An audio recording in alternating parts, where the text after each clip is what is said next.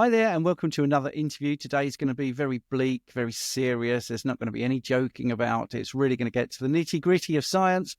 An ex-vegan who is a friend of mine, but wouldn't have been 15, 20 years ago. Anyway, he does need an introduction because I've just given him one. But anyway, Phil Escott, hello. Hello, mate. Hi, Stephen. Thanks so much for getting me on. I'd love you to just recount your story from when you went into the vegan world and what happened and how you managed to escape. Well, as I did, I was on the Dan Aston Gregory podcast recently, and that was kind of nice because it isn't really in the health space. He does a lot of other things too. And a lot of people came up underneath going, yes, Carnivore's great healing on it, lots of testimonials. But of course, it really wound his vegan subscribers up. And I got quite a lot of attacks, and so did he. I'm sick of this. This is disgusting. I'm not going to subscribe to you anymore. And then if I tried to talk to them politely, then I'd get blocked as well. You always do. And so my point with this is that I was never really that kind of vegan. And I wasn't actually really vegan. And they always say, you must make the distinction. You're not vegan, you're plant-based, because vegan is for the animals. And of course it's not. Anyway, we know that. But so I would say plant-based. Yeah, I was vegetarian for 30 odd years. And I would have periods of veganism, not for the animals, although, I didn't have any disregard for them particularly. I'm not some monstrous animal slaughterer just for fun. But I thought, well, since I'm vegetarian, it must be more healthy to go vegan. And I kind of tried it a few times, but it's pretty boring, to be honest. And so I'd always come back to lacto-ovo-vegetarian, which is a slower poison than veganism. And I was drawn into that by being part of the transcendental meditation movement, which has all the sort of influences of Eastern spirituality. You're never going to get enlightened if you eat meat and all that sort of nonsense. And so I got sucked into that, and I thought I was a great expert. I studied it all over the place. Ayurvedic medicine. My first book in mid 90s, I think, was on Ayurvedic medicine and also lowering the impact of cardio exercise by sort of pranayamic type breathing techniques. And I thought I was a proper expert. And I went on thinking I was a proper expert. Even when I owned a gym in the late 90s, got pretty big. Never got really lean though, because I didn't know how to eat. I thought it was all about a load of rice and broccoli and chicken breasts, as we all thought back in those days. Because when I went into the gym, my body was definitely craving a load more protein, but I never ate any red meat. It was all chicken and eggs and pints of milk with sort of farty protein powders in. God knows, my gym was basically methane when all the steroid boys would come in the morning. Awful. But through the 2000s, I just went back to eating what I wanted. Again, lacto-ovo-vegetarian, but it wasn't what you would call a healthy one. It was more of a crunchy nut, cornflakes and cheese on toast type diet. And then I would think, well, I better have a healthy meal. So I'd cook my usual rice and dal and veg, and then had terrible reflux and farting again all evening. And then by 2010, I think my body had just given up. There were a load of signs for a couple of decades beforehand, but I just thought it was just age, wear and tear, that kind of thing. But in 2010, proper screaming psoriatic arthritis. I was quite overweight, and, you can see before and after pics. I've got quite a few of those here and there on my website and that kind of thing. But yeah, it was a real wake-up call. I couldn't walk, first of all, one ankle blew up and then the other one, and it was like walking on broken glass, and then one knee swelled up, and then it just went through everything, really, through into my wrist again, which had been niggling me since the early 90s when they misdiagnosed it as Kienbock's disease, avascular necrosis of the lunate bone. I thought it was that, and I'm glad I did think it was that, because I might have taken their meds back then and it would have been a disaster. But they diagnosed it as psoriatic arthritis, which is basically exactly the same as rheumatoid, but without the rheumatoid factor. All these so-called autoimmune, but we'll come on to that in time. All these issues are basically the same cause and the same fix. But it took me about 3 years mucking about with, going more and more vegan, and then ending up fruitarian and juicing spinach as well, and all that kind of thing that overloaded me with oxalates and left me about 75 pounds down and looking pretty bad. And very skinny with a bit of a belly and with kidney stones. And then I discovered Natasha Campbell McBride, and she's been an absolute hero ever since and probably saved my life. And I've spoken to her many times, but I've yet to meet her. So she's going to get a massive hug in Spain or at the junction if she manages to get there. But I've told her she's well overdue for one because it totally changed my perspective on everything. And so I started eating more of the keto diet, probably around 2012. It was about 3 months into that when the big kidney stone hit, which it often happens when you drop the oxalates, and then the oxalates start coming out. But then I probably lost another 15 pounds. I think I lost 90 pounds in all. And I did end up ripped, but it doesn't look that great at 120 pounds, like 9 stone.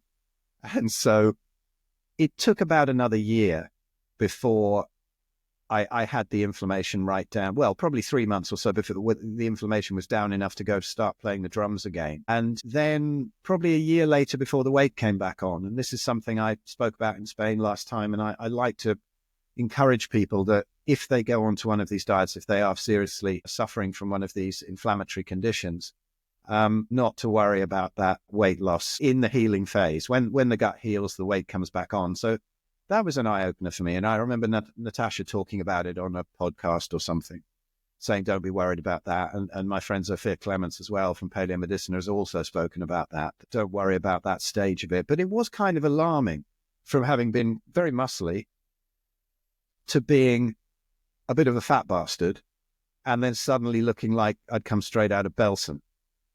It was very weird to see all of that within a year. Very strange. But that was part of the healing process. Yeah, since then, I just found over those next couple of years that I felt an awful lot better when I didn't eat any veg. I was having so-called healthy veg with my fatty meat, and things improved an enormous amount. But I just couldn't be bothered with them, and I don't like them, and they're just sponges for butter, really. And so I stopped it with the veg. And 2015... I went fully carnivore, and I have been ever since. So it's my 10th year this year. Amazes me, really. Seems like yesterday when I was out camping with some friends who I'd met through Jack Cruz, and they were sort of in Jack Cruz's little English circle, if you like. Excuse me. And they suggested this camping trip, and they made this big stew with all this meat in, and I was picking it out and not eating all the peppers and stuff. They're saying, what, you're not eating any of the veg or the peppers or... No, I think I'm just going to eat meat from now on. What? No veg at all? No, I just feel better with that. And I remember that was probably my first day, actually, or around the first week where I decided to do it. And they were astonished. But now, thank goodness, it's building momentum, isn't it? And more people are hearing about it. But back then, there wasn't that much info, really, apart from Arjunus von der Planets and I think Charles Washington's Facebook group. What was it called? Zeroing in on health, I think. And so I got into all of those, and Zero Carb Zen, one of the early websites, and got the confidence to do it. And yeah, it's been great. I still have no scurvy. I don't think I'm riddled with tumors. And as far as I know, I have no heart disease. Yeah, well, I think if you're 10 years carnivore, I hate to break it to you, Phil, but you're probably dead, actually, already. You probably died about 5 years ago. Yeah, well, don't let on, but this is This is my family trying to pretend I'm still alive. You know, it is ridiculous, all the claims against carnivore, like you say, scurvy and colon cancer, all these things not provable. Vegans have a strange thing as well, because if you can prove something, they just don't want to hear. I got frog in my throat, sorry. A recent example of that, because the book, Vegans Have Smaller Brains, which actually comes from brain scans and science, was mentioned on the Diary of a CEO podcast. They had to put a little sort of disclaimer about, I think Ben Bigman was talking about it, about the lack of B12 and all this sort of stuff, and a little thing came up. You can't say the truth. Vegan brains are smaller from a scan. So I'm guessing when you were vegan and then vegetarian, that you were very anti-meat. Can you remember your mindset? Was you absolutely blinkered to outside information? No, I wouldn't have been blinkered. If I'd have seen any of this, I've always been very open-minded and I've never been militant. But I did believe that it was awful. And I did sort of bandy about these terms like chicken periods and rotting meat and that kind of nonsense, dead, rotting flesh, and that sort of thing that you do when you get brainwashed into it. But if I'd have seen any presentation, any intelligent presentation on carnivore, I'd have gone, that's interesting. I'm going to look into it. I was never like that. But it's funny, isn't it, that you mentioned this business about having to put disclaimers up and stuff. I don't think it's insulting, because I often get accused of vegan bashing, but it's not personal. I mean, we both of us, I'm sure, we've consulted with loads of people who are ex-vegans, and we help them back to health. And we don't have a go at them. I don't have a go at individual vegans either. I have a go at veganism because I think it's very dangerous. I think, if you anybody has a look at the Red Pill Food Revolution book that I was a co-author with Ben Hunt and a couple of other guys, Graham Norbury and Jeremy Ayres, and we go into exactly how we've been fooled all of this time and how, the elites have for centuries, if not millennia, tried to control us with these plant-based diets.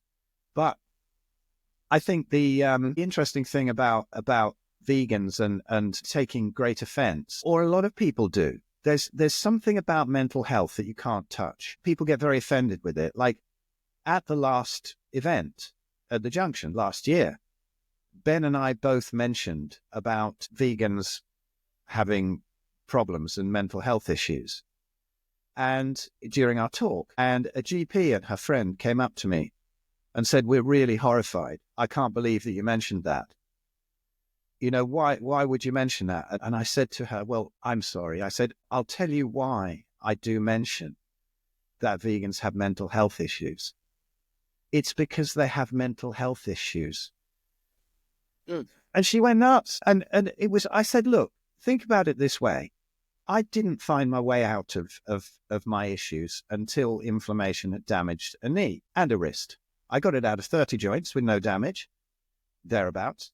But one knee is pretty crap. It doesn't straighten properly. It doesn't bend beyond about 90 degrees. It needs a hell of a lot of work. My wrist is the same.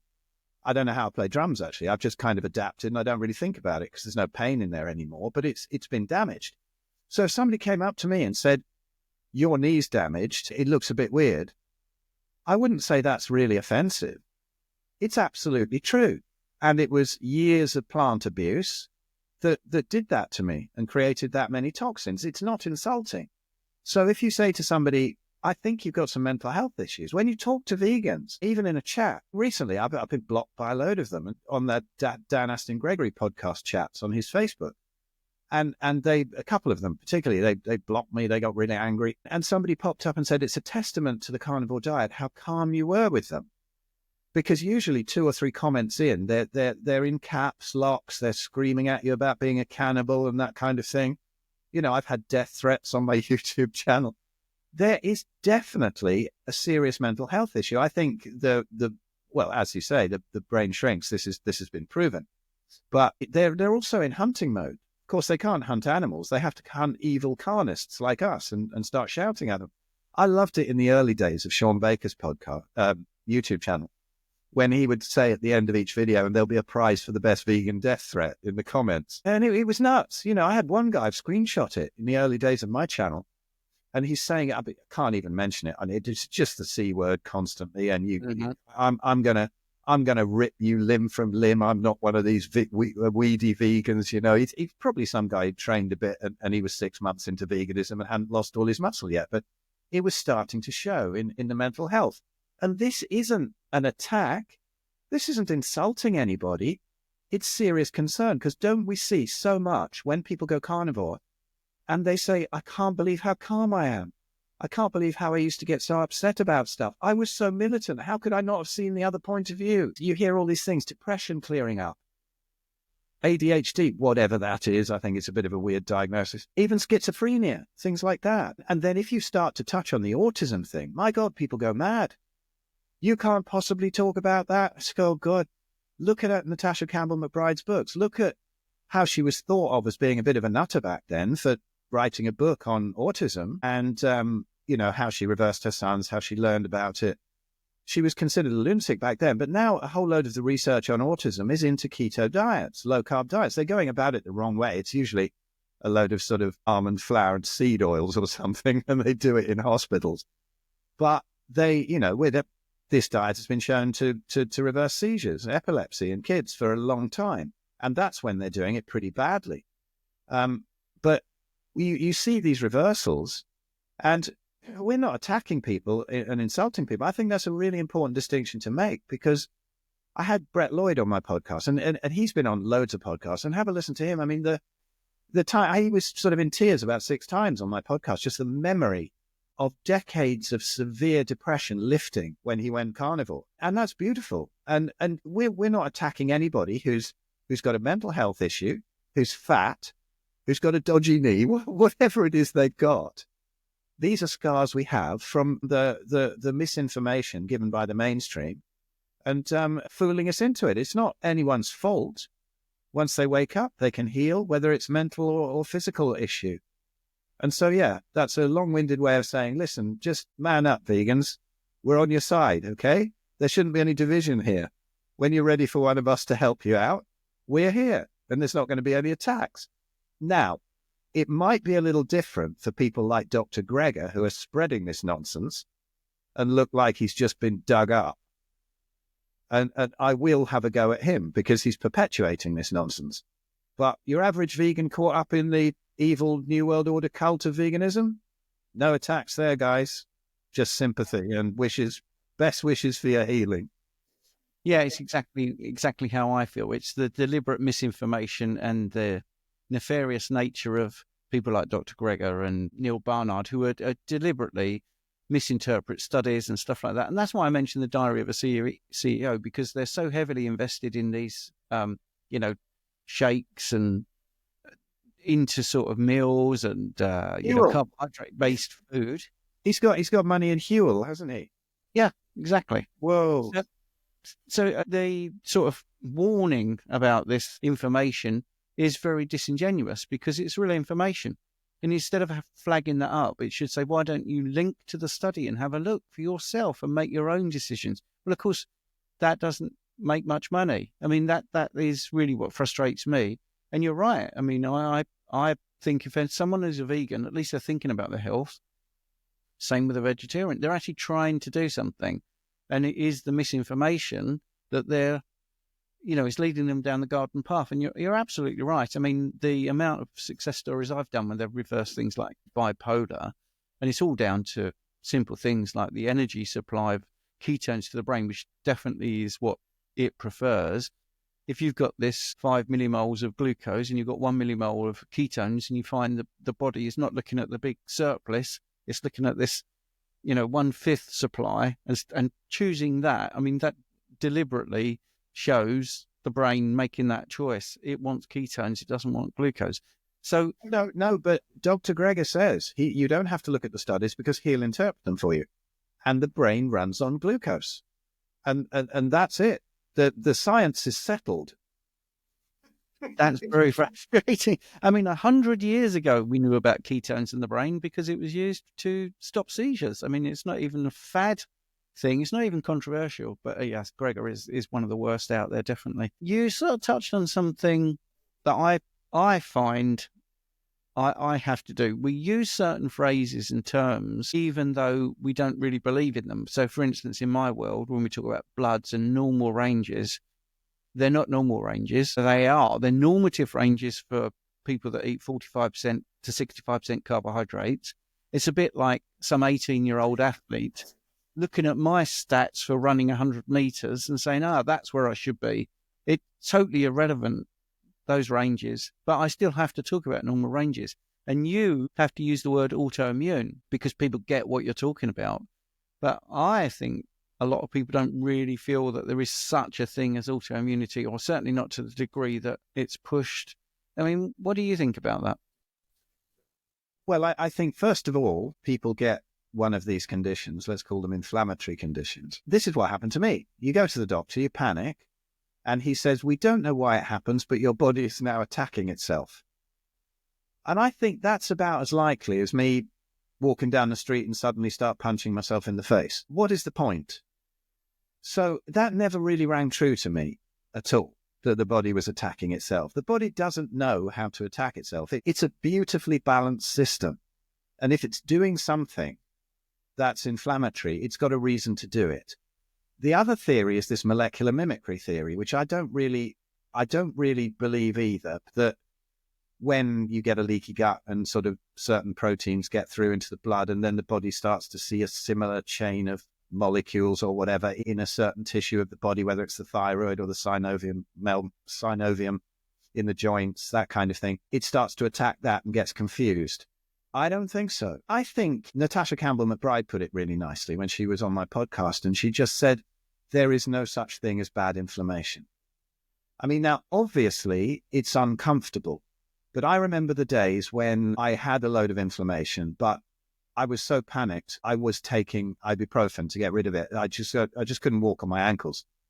And it would give me a day's rest. And I would use that mainly because I love carp fishing, and I love going out and staying overnight and catching these big carp. And I just couldn't do it without these drugs at the time. My whole world had fallen apart because I was fishing like 2 or 3 nights a week. I adored it. I just loved being outside, particularly, staying out there and sleeping on a bed chair in a bivvy and seeing the stars and seeing the dawn and the dusk. And it's gorgeous. And I would take these things, and then I'd take my last dose in the morning before I packed up, so I could actually heft all this big stuff back on a barrow to the car and get it in the car.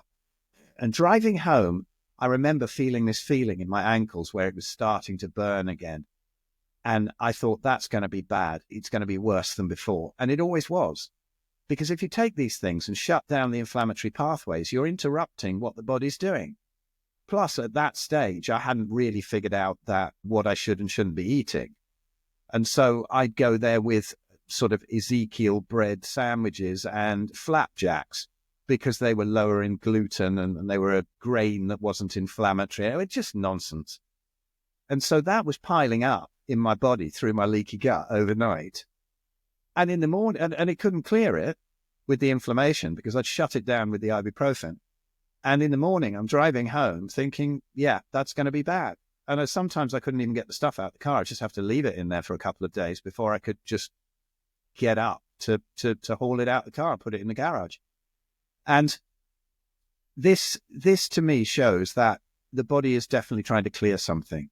And as I was saying before we started recording, that last time in Spain, I did a part of my talk on that I don't believe there's such a thing as autoimmunity.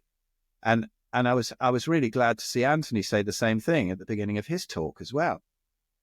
And I think this is basically a load of plant toxins that get through. They lodge in different places, and then they get washed out by the body, inflaming. I see it time and time again. When people have been on a load of meds, it's very much more difficult to reverse these conditions than it is if they haven't, because they've got much more of a backlog of it. So you're battling against the effects of the drugs as well that shut down various systems in the body. So I think the worst thing you can do if you have inflammation is to shut down the inflammation. I understand, because I've been in suicidal agony in my life, and I know that you just want to be out of that pain as soon as you possibly can. And I do sympathize with people who take these things. But if you're eating the wrong things every single time that painkiller wears off, that anti-inflammatory rather wears off, you're going to be back to square one or worse. And when I consult with people, I have to drill it into them that if you go carnivore, it might not stop immediately. You might have quite a reaction to that, a Herxheimer effect, really, where things can get worse before they get better. They appear to be getting worse. They're not worse. It's just that now the body is clear to be able to clear those toxins.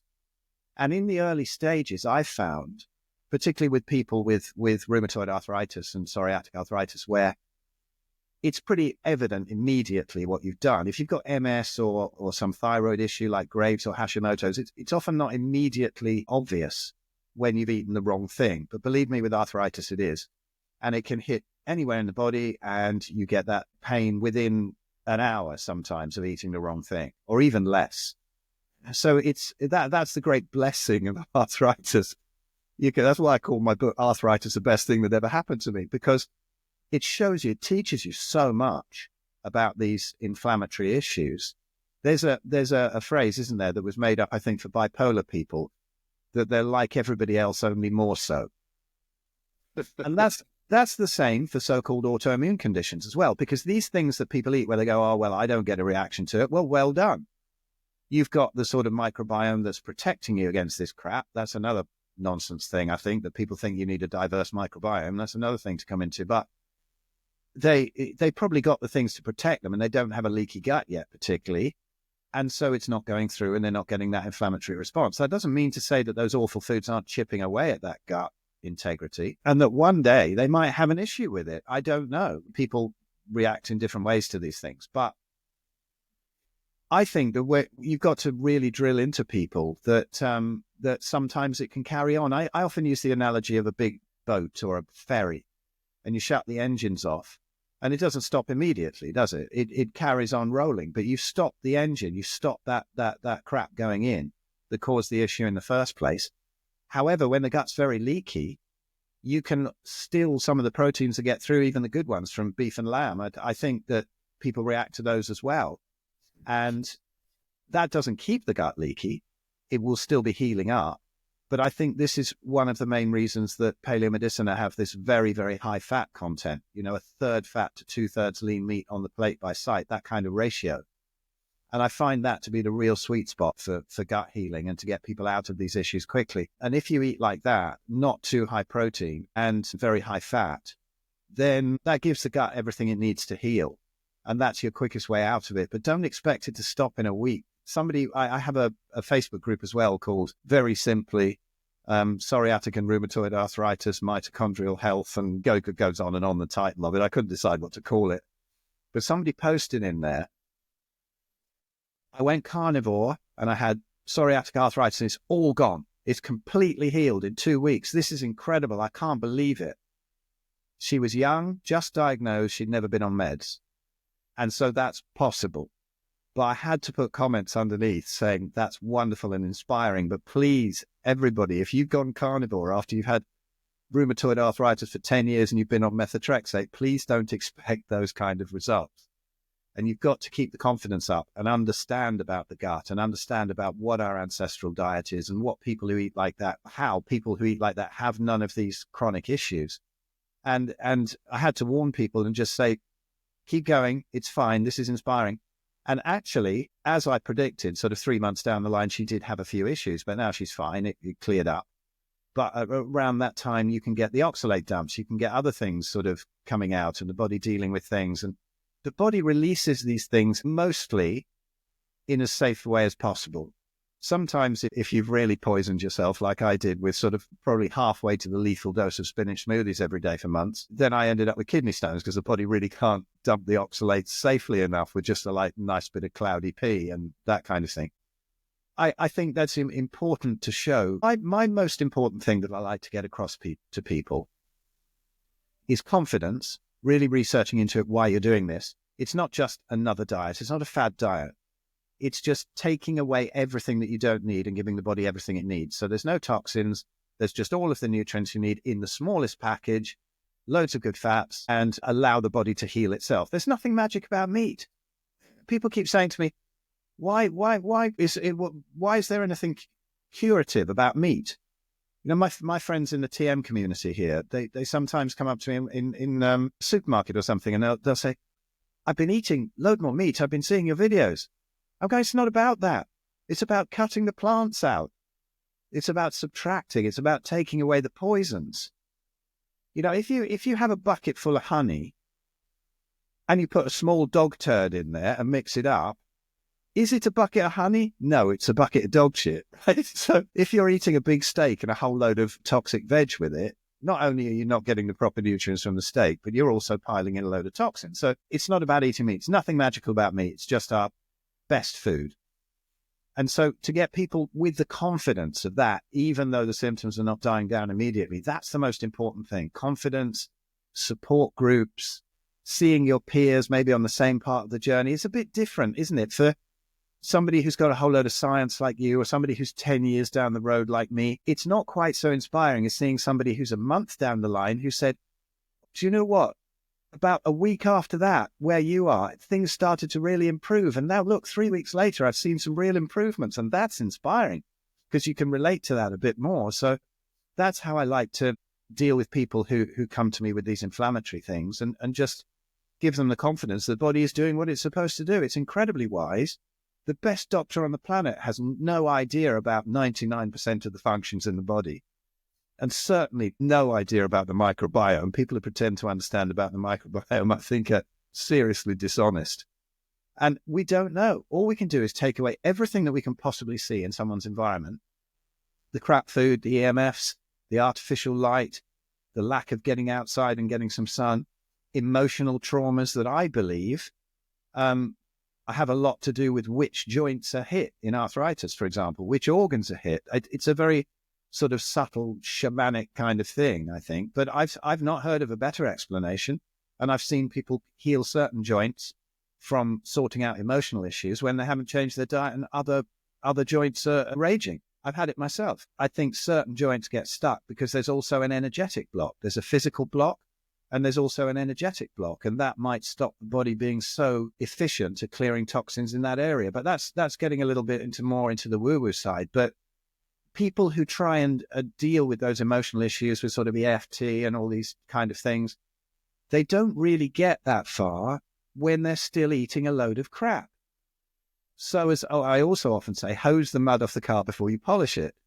If you go completely carnivore with high fat, it's really the quickest way, apart from fasting and even quicker dry fasting, to reduce the inflammation and to be able to have a clear view of, then let's mop up this other stuff. Look at these other things. Look at the emotional side, that kind of thing. Yeah, just deal with the most obvious thing first. Cut out the crap that you're eating because your gut's leaky and you're not being protected anymore. Yeah, I think these labels, the mainstream medicine, the mainstream medical people, the way they talk is so convincing, but actual practical experience shows that it's rubbish. So, for instance, they will say that diabetes, or they used to say, I don't think they can get away with it now, that it's a chronic progressive disease and you can't reverse it. But, I've seen people on low carb, keto and carnivore all reverse their type 2 diabetes and come off their medications. The same with blood pressure. They've been able to lower their blood pressure. So when you talk about autoimmune, it sounds like a very technical term and you can't do much about it. But I've seen reversal of all these conditions with what you say, just simply cutting out all the plants, cutting out the things that are full of anti-nutrients, eating fatty meat. And I also like the fact that you said you can do more with things like getting outside and grounding and getting sunlight and doing all the things actually that in the last 5 years they've scared you into doing, telling you not to get outside, keep out of the sun, don't go and talk to people, don't be social. I mean, there's so much proof that people live longer when they're part of a really good community, a nice social tight bond where they're getting on with other people. And that's really simple, isn't it? To just make sure that you're out and active and social, if that's possible. I mean, some people are housebound, but even then you can get an online community and get a lot of support. But I think you're right about the autoimmune. There's so much jargon around it as well. And yet here's somebody with hardly any money just suddenly decide to go carnivore and it's all reversing. So, well, I think there's a lot of smoke and mirrors. Like you say, there's all these technical terms and you have far more knowledge of the science of it than I do, but you're applying it in a proper way and you're open-minded and you're understanding with these ridiculous sort of average results that they get from pizza and pasta eaters and you can adapt it. I mean, if anybody wants blood tests interpreted, don't listen to your GP, go to Stephen, please, because he really understands how to interpret them when you're carnivore. But there's all these terms that they have, they're throwing around these terms like cytokine storms and they sound very, very pro and knowledgeable and people, your layman will get fooled into this. Oh, you've got this HLA-B27 issue and anybody who has that, will develop arthritis. And so you go home and you Google it and you find out, yes, a lot of people with inflammatory arthritis have this HLA-B27 issue. And then, but then you go a little bit deeper and find that most people who have this don't ever get arthritis. So it's not a cause at all. And they throw around all this stuff and misinterpret all these things and they get brainwashed into it at med school. And they are really not the gods that you think they are. And when you challenge them, they often get very angry. I think the angriest docs that I've come across are rheumatologists. They get absolutely furious. There's, the story I've told many times of the one that I went back to show how well I'd healed. The appointment came up. I wasn't going to go back, but then the appointment came up. They sort of crop up every 6 months without you asking for them. And I thought, oh, I'll take that. I'll go back, and all the people in his waiting room were overweight and sort of bandaged up joints and on crutches and eating sandwiches and Kit Kats out of their handbags. And I thought, this is crazy. He's going to be amazed when I go in. I've got not taken any meds, and I'm going to go in. I'll jump around for him and show him what I can do. He was furious, frothing at the corner of the mouth, literally. And I told him that's a sign of heart disease if you keep on frothing at the corner of the mouth, and walked out and never went back. But he was going mad, and the fear-mongering, it's going to go into your heart, into your lungs. Why? Maybe if you see it, if you shut off the inflammation, then maybe all these plant toxins will be lodging in other parts of the body all over the place. And as far as they're concerned, yes, one autoimmune condition leads to another. I don't see it like that. I see it as just not allowing the body to get rid of these toxins. And so they lodge in all sorts of different places, and all these places need to become inflamed and start shutting down, like the thyroid when it gets full of halides and oxalate crystals. And you get rid of these things and people's thyroids heal up, and it's not rocket science. But in the meantime, then they'll fearmonger you as well, because say in a thyroid condition, quite often the thyroid levels can go a bit crazy in the first month or two if you go carnivore, according to the docs. And then they'll say, oh, these are really scary and you need to stop. And then when they're doing the same thing with the kidney issues, they say, oh, your creatinine's up, so your kidneys are failing. I had one guy phoning me up about every hour. I was fishing again one day, and I was trying to get away from it all. My phone kept on ringing. This dude, my kidneys are failing. My docs told me my kidneys are failing. We go, no, it's just from eating a load of meat. You'll be fine. It's not a big deal. Yeah, but how do you feel? And you ask that with the thyroid people as well. I'll feel fine. But the doctor tells me my kidneys are packing up. And there's so much fear-mongering.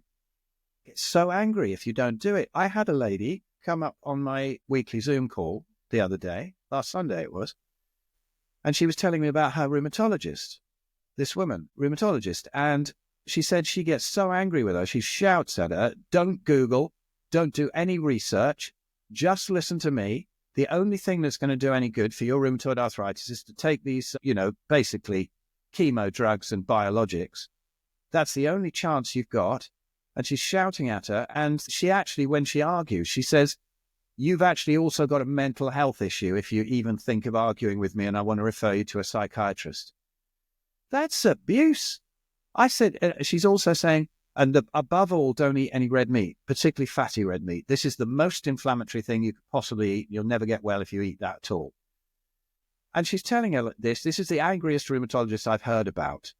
And I'd really like to, I said to her, please go in and film it, video it, say that you're now on a carnivore diet. And we want to see her head actually explode. Because you can imagine how angry she's going to be if she said, I'm not taking your drugs. I've been Googling. I'm talking to a drummer about what I should do. And I'm eating nothing but fatty red meat. That would be beautiful. See her absolutely explode then. And I'm getting better. Don't forget that bit. My symptoms reversing, so yes. I mean, yes. So Phil, thanks for that. And I feel like I could listen to you for ages, but I don't do long videos. I should do maybe. And also what I'm going to do is put your introduction at the end and jump straight into your story. So your introduction is going to come up in a minute if you do ever watch this back. So I want to thank you. We're going to have all your links in the description, and I think we'll do a follow-up. It's been absolutely fascinating. So Phil Escott, thanks very much. Stephen, thank you very much. I suppose the most interesting question I could ask is, how's the drumming going? Oh, very well. I can't really angle the computer down, but I've just got this lovely new set of double kick drum pedals that I'm practicing away with my feet and learning all the Daz Band songs for the festival season in the summer. And we just recorded the second album. So everybody go to DazBand, DazBand.com and check out the music. I think the new album's out on the 20th of February, and it's all very naughty, rebellious, tinfoil hat rock music. So enjoy it. Excellent. Yes. Yes. I often start my interviews with, or my live streams with welcome to state-controlled Britain and two-tier legal system Britain and all this. And we won't get into that, but, we both feel the same about that sort of stuff. I suppose I should have given you a proper introduction for those that don't know. Phil Escott is the autoimmune guy. He really knows his stuff and lived it, which is really important to understand a condition. I mean, I have had 15 years as a diabetes and obesity specialist, I've never been obese. So I don't really understand it. But diabetes, I was pre-diabetic. But you had an autoimmune condition, allegedly. I'm riddled with them, Stephen. I collect them. I could barely get out of bed this morning. I don't know how I am in front of you now. No, I'm fine now, but I haven't been in the past for sure. Yeah. And, you know, the person that has that condition is the expert in that condition because they know the symptoms inside out and how they feel. But so firstly, what are you doing to get the word out about your expertise? Well, I've got my YouTube channel, which is just under Phil Escott, which is nicely shadow banned from all the naughty things that we said 5 years ago. I have my Substack. I'll send these links to Stephen. It'll be underneath. But I have my Substack where I put out blog posts, and I'm soon going to start up the new version of. I've not mentioned this on any podcast actually, but I'm going to start up my new podcast, which is going to be called the Red Pill Sangha. I used to have the Red Pill Buddha, but as Thich Nhat Hanh said, the next Buddha will be the Sangha, the collective. So no more gurus, none of that rubbish.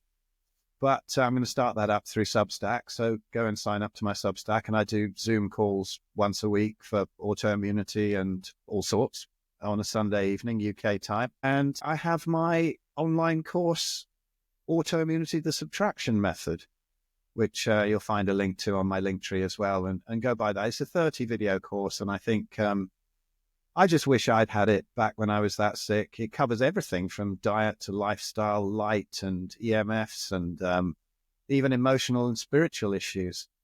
Having got a sort of 30-year past as being a bit of a hippie stroke yogi. And so I had to get into all that kind of thing. And what else? Well, we're doing the live events. I do live events, and we have a wonderful one coming up in August in Rainford, Merseyside, Ancestral Health Festival, where Stephen and a load of other brilliant people will be speaking. I'm hoping we're getting Natasha Campbell-McBride, and Richard Smith will be there, and quite a few others, but that'll be in the link as well. And our flagship event, which I'm afraid has only got one room left as we speak now, which amazes me because it's in November in Spain. It was incredible last year, and I'm really hoping Stephen's going to come this year. And we've got lots of people there. We've got Anthony Chafee, and we got Mary Ruddick with all her beautiful stories about traveling around all these tribes and ancestral diets. Sophia Clements from Paleomedicina. Sarah Pugh with all the quantum stuff. Dr. Abs is coming out. Who else have we got? I've forgotten somebody, haven't I? But anyway, go check out the Carnivore Spain link underneath. And recently I've been doing Anthony Chafee's school with a K. So I go on there once a month and answer questions about autoimmunity. I was amazed. Isn't it a great world now when people are open enough that a neurosurgeon will ask somebody who's a complete layperson, really, to come on and be the autoimmune specialist? I was really, really touched by that. So thanks, Anthony. That was cool. Yeah, he's a pretty smart fella. So if he's got you on, I tell you what, that's your badge of credibility there, straight there. So your story is